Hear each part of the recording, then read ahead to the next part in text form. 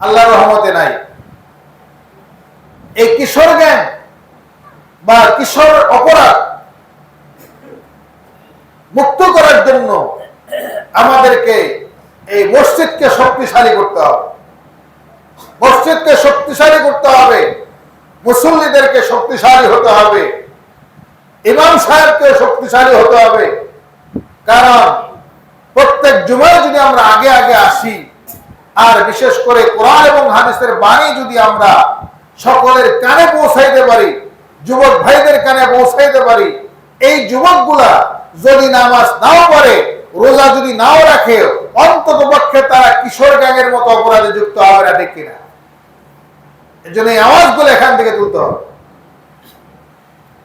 বর্তমানে বড় আশ্চর্য, ফেসবুক খুললেই দেখা যায়।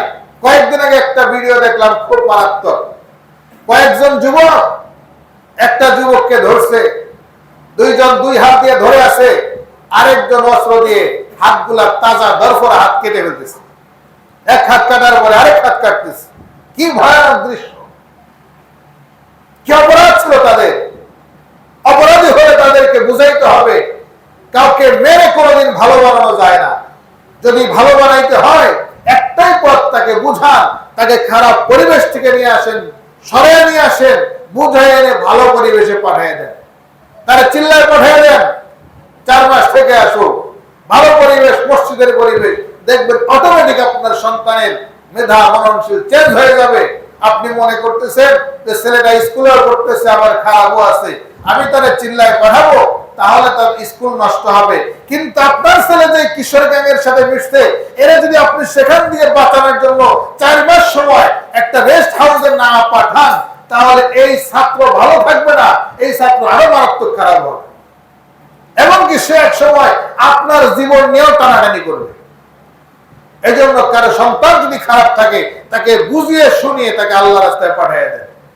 আপনার পরিবার হেফাজত থাকবে, মাদক থেকে বাঁচবে, সন্ত্রাস থেকে বাঁচবে। এদিকে আমাদের গার্জেন যারা, তাদেরকে সতর্ক থাকতে হবে। ওয়াশাহরুল মুআসার, রমজান মাস হলো সহমর্মিতার মাস। ক্ষুধার জ্বালা যারা সহ্য করে, যারা প্রতিনিয়ত ক্ষুধার কষ্টে ভোগে, এমন মানুষ আছে যারা সারা বছরের মধ্যে মানুষের বাড়ি যদি দাওয়াত না পায়, কোরবানির ঈদ যদি না আসে, তারা 3 বেলা পেট ভরে নিজেদের তৃপ্তি সহকারে খেতে পারে না। এমন অসংখ্য মানুষ আমাদের আশেপাশে আছে, ঠিক কিনা? আছে না? 3 বেলা পেট ভরে খাইতে পারে না, ক্ষুধার কষ্টে তারা কষ্টে থাকে। এমন মানুষদের প্রতি সহমর্মিতা আপনার তখনই হবে যখন আপনি রমজান মাসে রোজা রাখবেন। রমজান মাসে আপনি যখন রোজা রাখবেন, আপনার ক্ষুধার যন্ত্রণাও অনুভব হবে। তখন বুঝতে পারবেন যারা গরিব মানুষ, দারিদ্র লোক, তারা কতটা কষ্ট করে। আপনি তো ক্ষুধার জ্বালা বুঝতেছেন না।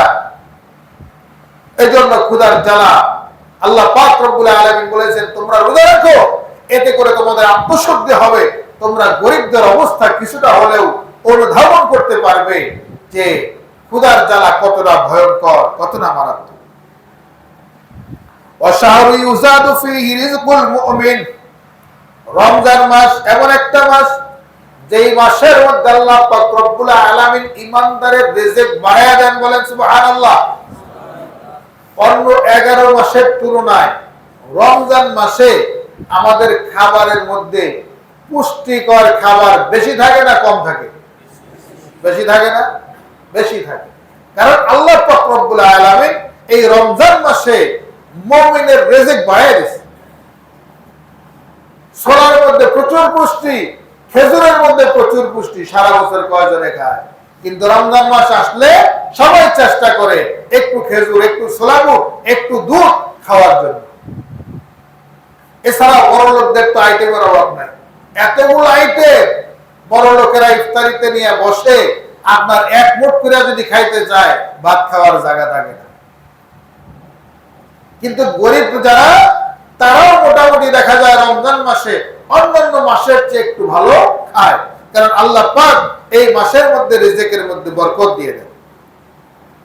এবার যে সমস্ত গরিবেরা তারা খেতে পারে না, তাদের জন্য আমাদের সহমর্মিতা কিভাবে প্রকাশ পাবে? আল্লাহর নবী বলেন, মান ফাত্তারা ফি সাইমান কানা লাহু মাগফিরাতান লিযুনুবিহি। যে ব্যক্তি কোন রোজাদারকে ইফতার করাবে, কানা লাহু মাগফিরাতান লিযুনুবিহি, এই ব্যক্তিকে যদি কেউ ইফতার করায়, আল্লাহ পাক রব্বুল আলামিন এক নম্বরে আপনার জীবনের গুনাহ মাফ করে দেন। রোজাদারকে ইফতার করাইলে আল্লাহ পাক আপনার গুনাহ মাফ করে দেন।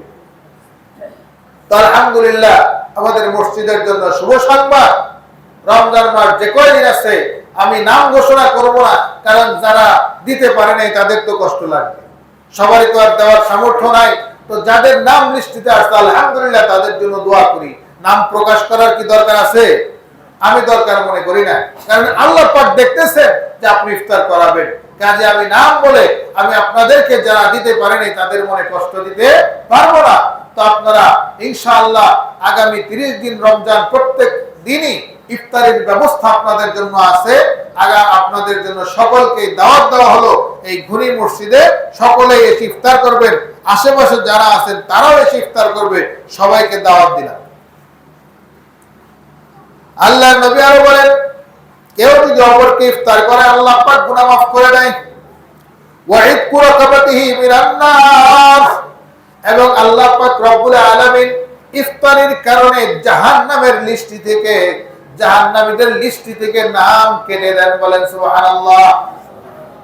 জাহান্নামীদের লিস্টি থেকে নাম কেটে দেওয়া হয়। আর কি? ওয়া কানা লাহু মিসলু আজরিহি মিন গায়রি আন ইয়ানতাকিসা মিন আজরিহি শাই। এবং আল্লাহ পাক রব্বুল আলামিন যে আপনাকে এত সওয়াব দিবেন, এতে করে যারা ইফতার করবে তাদের সওয়াব কিন্তু আবার কাটা হবে না। কেউ এটা মনে করার কোনো সুযোগ নাই যে আমি ইফতার করলে তো আমার সওয়াবটা নিয়ে যাবে, তাহলে তো আমার কম পড়ে গেল। না, আল্লাহ পাকের ভান্ডারে সওয়াবের কোনো নাজাই নাই, আল্লাহ পাক সব দিয়ে দিবেন। কাজেই আপনি ইফতার করবেন, কারণ আপনি ইফতার করলে আরেকজন সওয়াবের ভাগীদার হবে। বললা ইয়া রাসূলুল্লাহ লাইসা কুল্লুনা নাজিদু মা নুফাত্তিরু বিস-সাইম।